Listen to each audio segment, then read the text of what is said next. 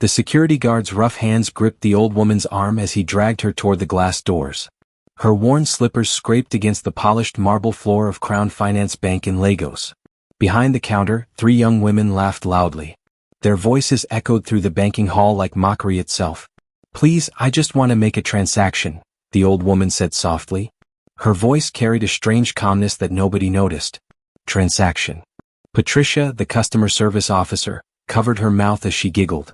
"Madam, even your bag is older than this building." The other customers whispered and pointed. Some shook their heads. Others smiled cruelly at the scene unfolding before them. "Hello family, welcome back. Please take a moment to subscribe and give this video a thumbs up. It truly means a lot to us. Don't forget to share it with your friends and loved ones and turn on the notification bell so you never miss a new story." So sit back and relax as we dive into the story. The old woman's blue lace gown was stained with dried mud. Her gray hair looked like it hadn't been combed in days. Everything about her appearance screamed poverty and neglect. "Remove her before she brings bad luck here," Esther said from behind the counter. She folded her arms with disgust written across her face. The guard hesitated for just a moment. There was something about this woman that made him uncomfortable. Something in her eyes that didn't match her appearance. "Madam, please just go outside and beg," he said more gently. "Don't disturb the customers." "I'm not disturbing anyone," the old woman replied. This time her voice was different. It carried authority. It carried power. For a brief second, the entire hall fell silent. Even the air conditioner seemed to stop humming. But then Patricia laughed again, breaking the spell. "Ah, so she can shout too. Oga, please carry her out, Jair." The guard obeyed.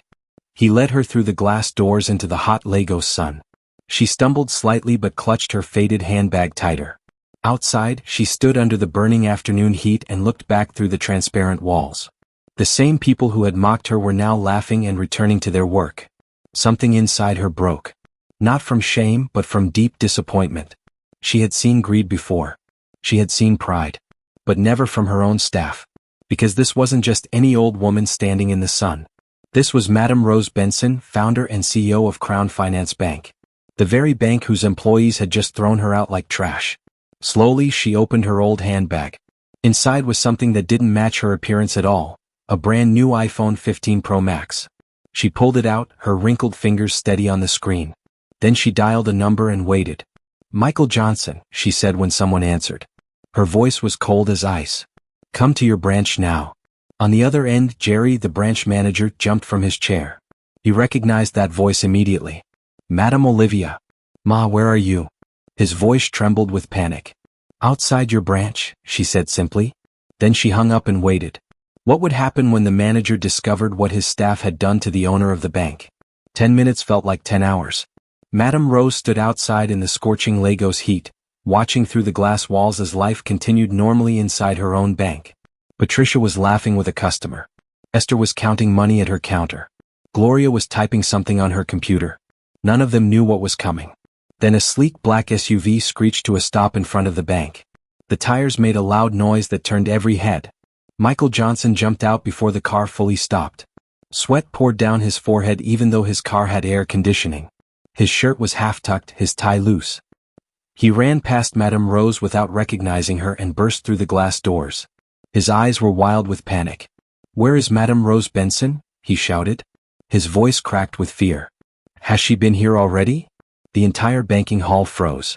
Every customer stopped moving. Every staff member looked up. Patricia's smile disappeared. She exchanged confused glances with Esther. "Sir?" Patricia said carefully. "We haven't seen Madame Rose today." "Are you sure?" Jerry's voice was sharp as a knife. "Are you absolutely sure?" "Yes, sir," Esther nodded quickly. "Nobody like that has entered this branch today." Michael looked around frantically. His chest was rising and falling rapidly. Where could she be? She said she was outside the branch. Then the glass doors opened again. Slowly. Deliberately. The same old woman they had mocked walked back inside. But this time her head was held high. Her steps were calm and purposeful. Michael turned and his whole body went stiff. His mouth fell open. His eyes grew wide with horror. Madame Olivia?" His voice was barely a whisper. Time seemed to stop. Patricia's hands froze on her keyboard. Esther's mouth hung open in shock. Gloria dropped the pen she was holding. The sound of that pen hitting the counter was the only noise in the dead silent hall. "Wait," Patricia whispered. Her face had gone completely pale. "What? She's the CEO?" Esther's voice trembled. The old woman they had laughed at. The poor woman they had thrown out like garbage. She was Madame Rose Benson, owner of the entire Crown Finance Bank. Michael bowed so deeply his head almost touched his knees. "Ma, I didn't know you were here earlier. I am deeply, deeply sorry." "Don't apologize for them, Jerry," Madame Rose said calmly. Her voice was steady but heavy with disappointment. "Apologize for yourself too. For not training your staff better." She turned slowly to face Patricia, Esther, and Gloria. All three women looked like they wanted the ground to swallow them. Patricia's legs began to shake. Esther's lips trembled. Gloria's eyes filled with tears that hadn't fallen yet. "I stood in your bank for 15 minutes, Madame Rose continued. Each word was like a hammer blow. And not one person treated me like a human being. The customers who had been watching earlier now looked away in shame. Some covered their mouths. Others stared at the floor. Instead, you mocked me. You laughed at me. And you threw me out like I was nothing." Patricia wanted to speak but no words came out. Her throat was completely dry. "Tell me," Madame Rose said softly, "is this how you handle the people who trust us with their lives and savings?" Nobody could answer. The silence in that banking hall was louder than any scream. What punishment would the CEO give to the staff who had humiliated her in her own bank? Madame Rose turned slowly to the security guard who had dragged her out. The tall man was now trembling like a leaf in the wind. "And you?"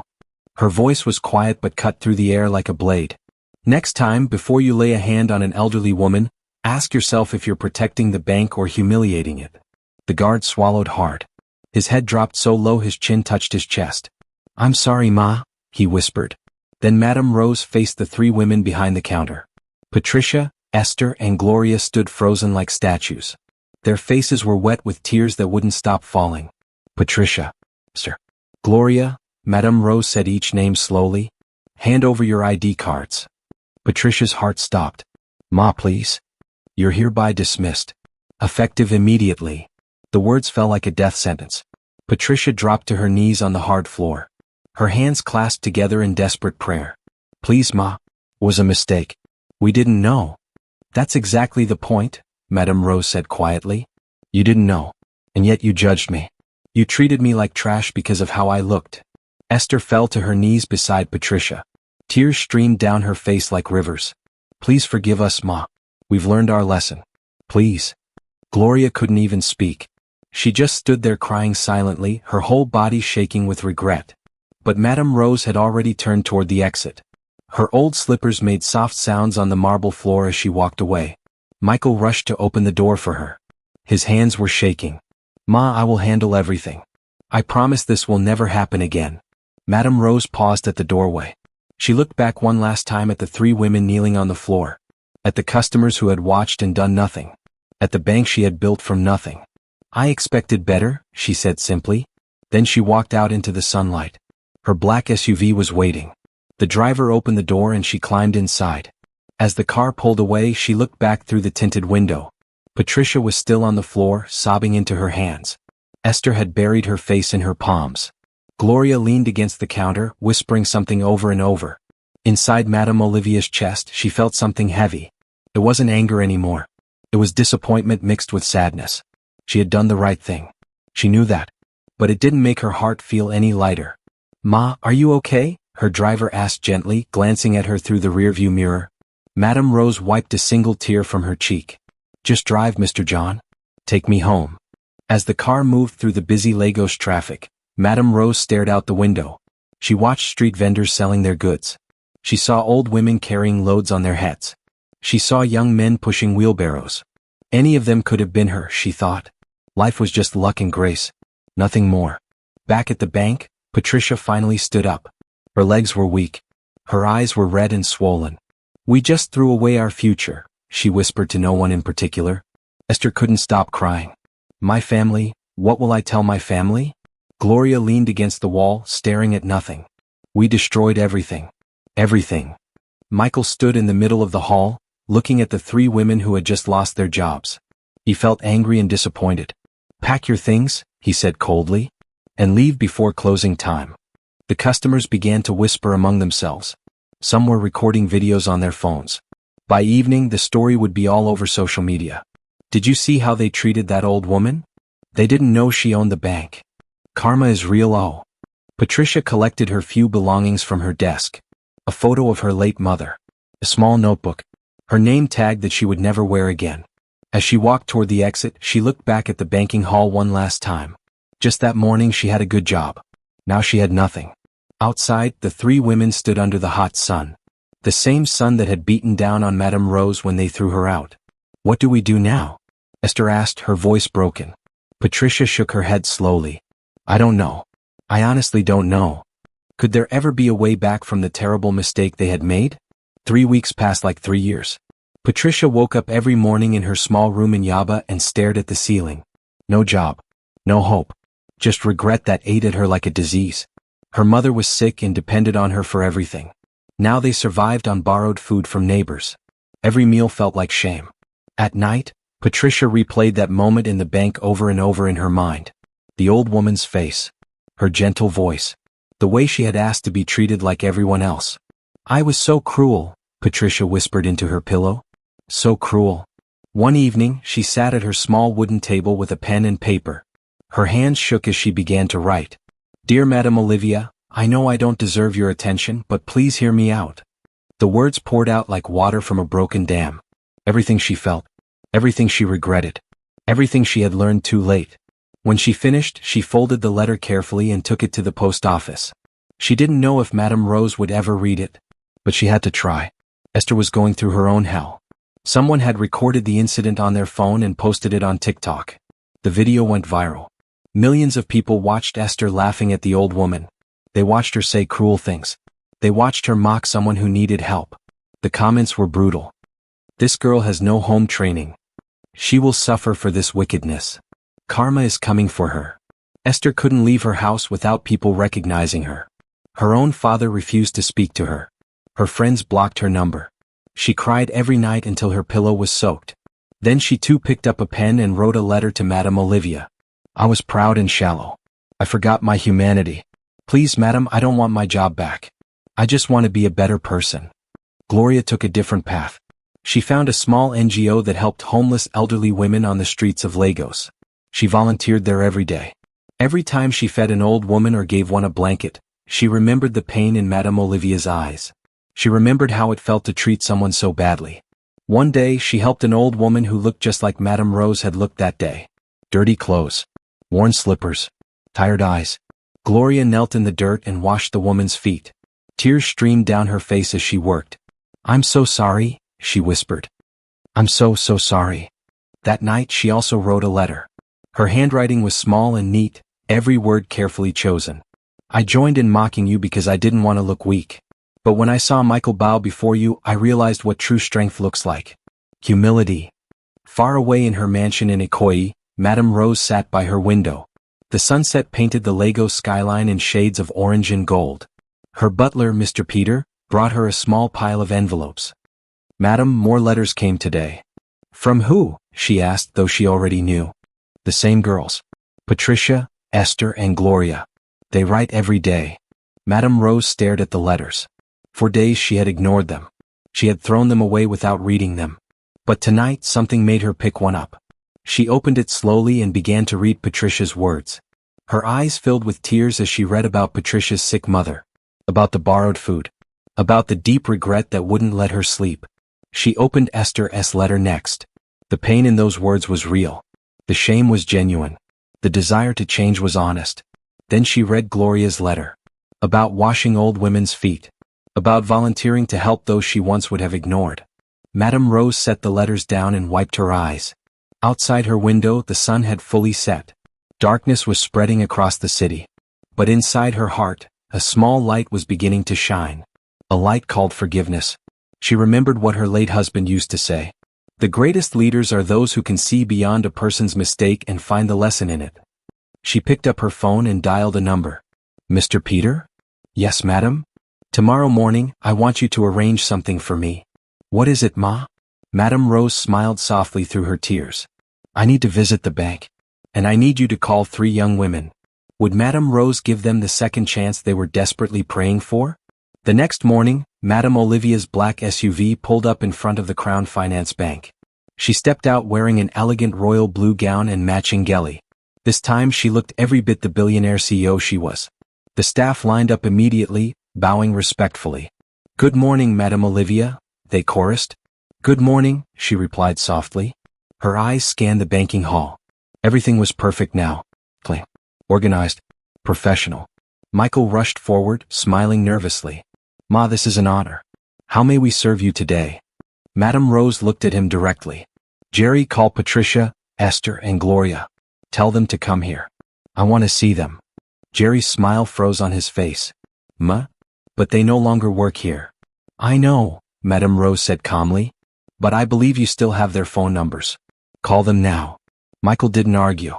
He made the calls immediately. Within an hour, 3 nervous young women walked through the glass doors. Patricia looked thinner than before. Her eyes carried dark circles from sleepless nights. Esther's face was pale and her hands wouldn't stop shaking. Gloria clutched her small purse like it was her last hope. When they saw Madame Olivia, all 3 dropped to their knees immediately. "Good morning, Ma," they whispered together. "Stand up," Madame Rose said gently. "And sit down."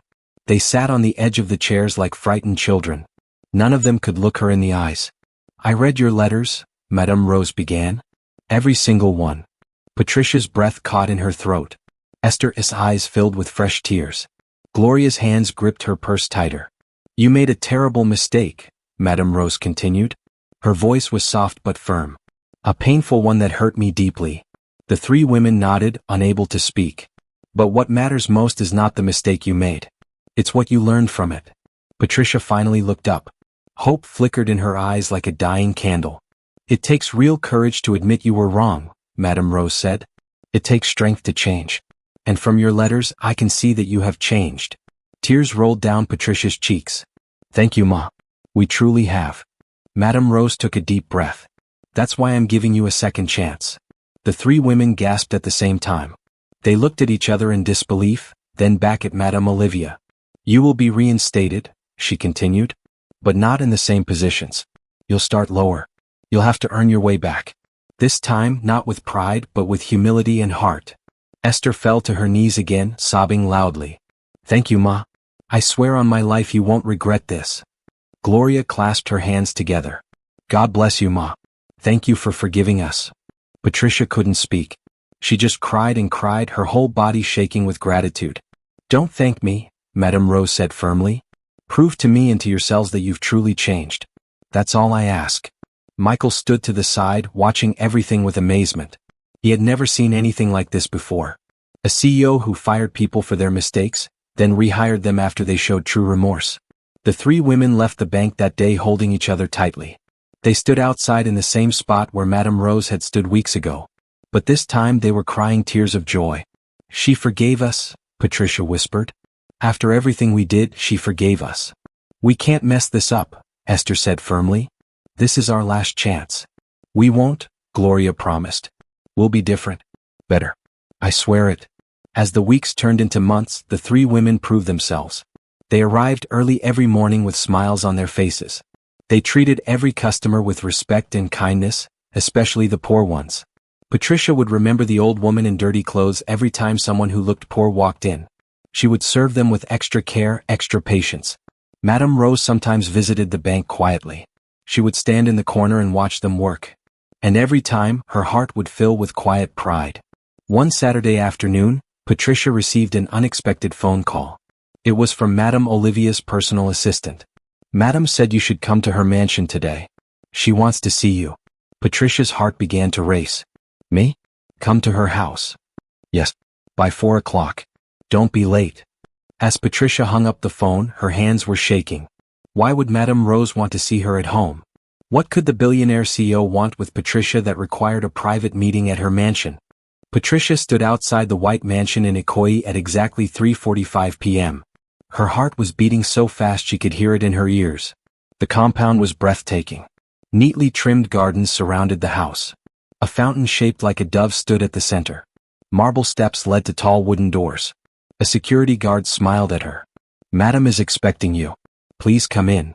Patricia followed him inside, her eyes wide with wonder. The sitting room was like something from a magazine. White walls. Beautiful paintings. The smell of vanilla candles filled the air. Madame Rose sat on a cream sofa wearing a simple silk wrapper and headscarf. She looked up and smiled warmly. "Patricia, my dear." Patricia knelt immediately. "Good afternoon, Ma." "Get up, child," Madame Rose said kindly. "You are my staff, not my servant." Patricia sat down shyly, her hands folded in her lap. "I invited you because I've been watching you," Madame Rose began.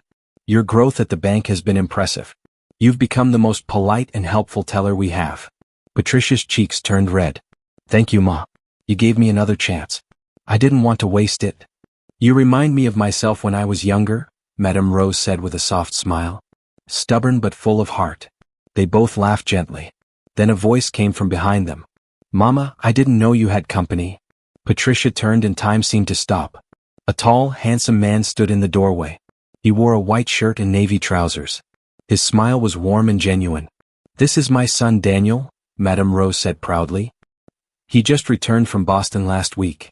Patricia quickly looked down. "Good afternoon, sir." Daniel laughed. "Please don't call me sir. I'm not that old." Over the following weeks, Patricia and Daniel kept meeting. Their conversations grew deeper. They shared laughter, dreams, and fears. One rainy evening in the garden, Daniel looked at her seriously. "Patricia, you've brought light into this house. And I feel something I haven't felt in years." When Madame Rose noticed their connection, she called Patricia aside. "My dear, I see the way you and my son look at each other. If Daniel has chosen you, then I'm happy. You've proven your heart." Months later came the wedding day. The cathedral in Lagos was filled with guests in shimmering attire. When the grand doors opened, Madame Rose walked Patricia down the aisle. "Today I'm both your mother and your father," she had whispered earlier while adjusting Patricia's veil. At the altar, Madame Rose placed Patricia's hand in Daniel's. "Take care of her. She has a good heart." The crowd erupted in applause when they were declared husband and wife. It was redemption made visible for everyone to see. But as months turned into years, silence crept into their home. 2 years passed. Then 3. No baby came. Patricia cried many nights. "Maybe God is punishing me for my past," she whispered. "Don't ever say that again," Daniel said gently. "We'll be fine. We have each other." Madame Rose encouraged them too. "Your worth isn't measured by what you don't have." They tried everything. Prayers. Doctors. Nothing worked. Then Patricia finally surrendered. She stopped worrying and simply trusted God. One morning after a trip to Obudu, Patricia felt dizzy. At the doctor's office, the news came like thunder. "Congratulations, Mrs. Benson. You're pregnant." Patricia couldn't breathe. After all the waiting, God had done it. When she told Daniel, he lifted her off the floor, crying and laughing. "Thank you, Jesus." At Madame Olivia's mansion, when they shared the news, the old woman gasped and dropped her Bible. "Jesus Christ of Nazareth. After all these years, you still remembered us." 9 months later, on a quiet rainy night, baby Olivia Grace Benson was born. When the nurse placed her in Patricia's arms, tears streamed down her face. Madame Rose entered the hospital room and fell to her knees beside the bed. "Thank you, Jesus. You brought grace to my home." Weeks and months passed. The mansion echoed with baby laughter again. Sometimes Madame Rose would sit in her favorite garden chair, holding little Olivia Grace as she slept. The gentle evening wind would rustle the flowers around them. Birds would sing in the trees. And Madame Rose would smile softly, whispering to herself. "Once they mocked me in my own bank. Once they threw me out like I was nothing. But God lifted me high, not to prove a point, but to teach the world that forgiveness is stronger than pride. And kindness, no matter how small, always comes back home." She looked down at her granddaughter's peaceful face and her heart swelled with gratitude. The story that had begun in humiliation had ended in a miracle. From disgrace to grace. From mockery to marriage. From barrenness to birth. It was a story only God could have written. A story of second chances and redemption. A story that proved that when you choose forgiveness over revenge, heaven itself opens doors you never imagined. And as the sun set over Lagos, painting the sky in shades of gold and orange, Madame Rose closed her eyes and thanked God for writing her story so beautifully. We've come to the end of today's story. I hope it touched your heart. Thanks for watching and staying with us till the end. Don't forget to like, share, and subscribe for more inspiring stories. See you in the next one. And tell us in the comments, where are you watching from?